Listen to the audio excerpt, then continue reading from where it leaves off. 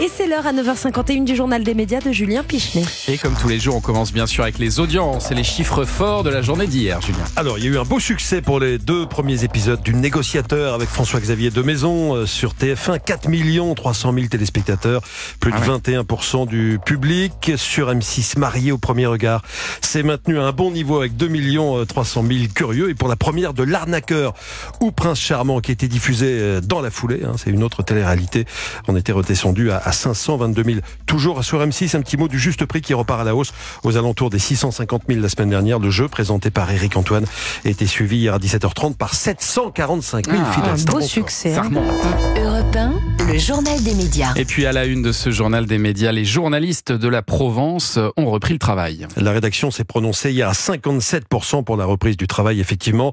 Mais les craintes des journalistes du quotidien ne sont pas retombées. Pour eux, la suspension pendant 48 heures en fin de semaine dernière du directeur de la rédaction, qui a été mise en cause par sa direction suite à cette une jugée partisane sur la visite d'Emmanuel Macron à Marseille, sème le trouble. Les organisations syndicales ont rencontré le directeur du journal pour le mettre en garde. Ils se retrouveront cet après-midi pour continuer à travailler sur cette charte d'indépendance éditoriale.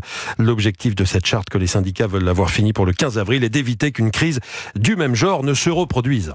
Et pendant ce temps-là, le directeur général de Why Not Media assurait au Figaro que Rodolphe Saadé n'était pas intervenu dans cette affaire. Il s'appelle Jean-Christophe Tortora. Il gère la branche média du groupe CMA-CGM du milliardaire Rodolphe Saadé, dont la Provence fait partie. Il a expliqué qu'il ferait tout pour recréer la confiance et effacer les séquelles de cette crise.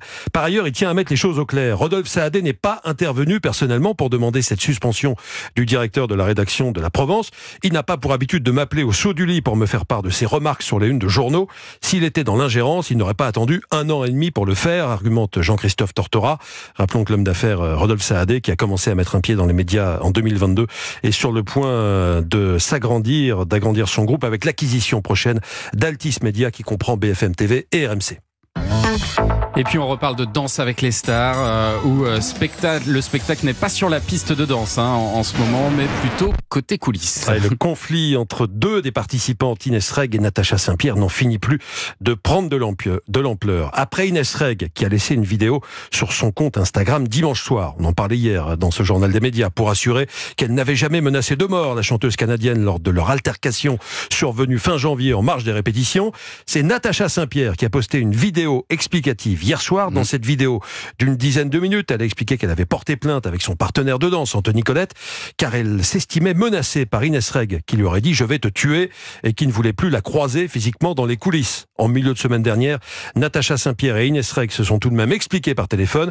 Quand la première a confirmé à la deuxième qu'elle avait bien déposé une main courante, voici ce que lui a répondu Inès Reg, selon elle. Elle me répond « ah oui, je vois.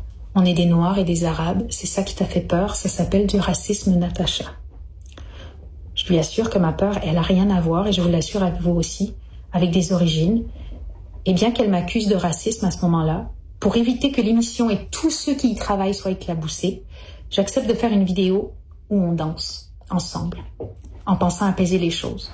Et ça n'a pas apaisé les choses, au contraire, ça ne fait que commencer cette histoire. C'est incroyable l'ampleur qui est en train de prendre une histoire qui est au départ quand même juste une dispute entre deux femmes qui s'engueulent sur une petite histoire de son trop fort. Ça part de rien et là c'est en train de vraiment de prendre beaucoup d'ampleur. Vous suivez ça, Elena Noguera, ou pas? Moi je trouve ça très très angoissant. Ouais. En fait ça nous raconte une société qui est très très angoissante et qui devient complètement folle.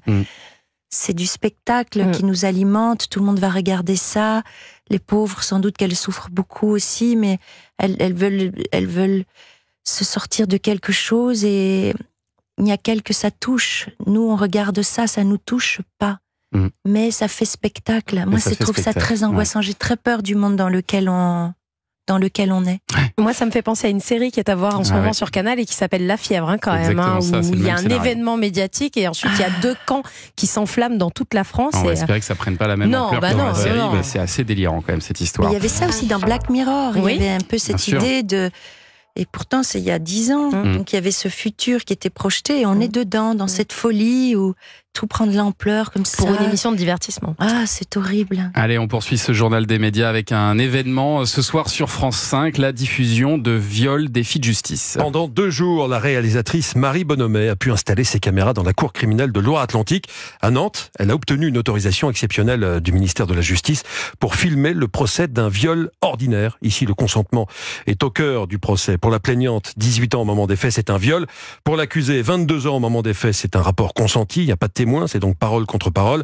J'ai choisi une affaire tristement banale qui ne serait peut-être pas arrivée devant une cour de justice il y a encore quelques années, explique la réalisatrice, qui cherche ici à savoir comment, depuis le début du mouvement MeToo, la justice a évolué dans sa manière de juger ces affaires. Marie Bonhomet l'a confié à Culture Média. Elle n'était pas mécontente des premières réactions des spectateurs lors des projections du documentaire en festival. Ça fait beaucoup débat, donc c'est bien. Je vois que ça bouscule un peu aussi certains de voir que finalement, voilà, ce genre de situation qui, il y a 10 ans, comme le dit la présidente de la Cour criminelle, on aurait considéré que c'était une soirée qui avait mal tourné sur fond d'alcoolisation, et bien désormais, ça donne lieu à un procès.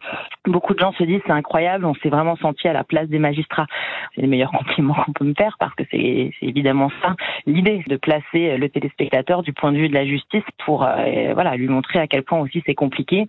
Marie Bonhomet, son travail fait un petit peu penser à ce qu'avait fait Raymond Depardon en filmant des comparutions dans les années 90, dans Délit flagrant notamment. Ça s'appelle Viol, défi de justice. C'est un documentaire qui sera diffusé ce soir à 21h05 sur France 5, qui sera suivi d'un débat présenté par Karim Rissouli. Et si vous voulez regarder Elena Nogara, évidemment, le documentaire sera en replay. Oui, évidemment, bien sûr, parce que la priorité ce soir, c'est Brigade Anonyme à partir de ce soir, donc sur M6 à 21h10. Merci beaucoup, Julia, pour ce journal des médias.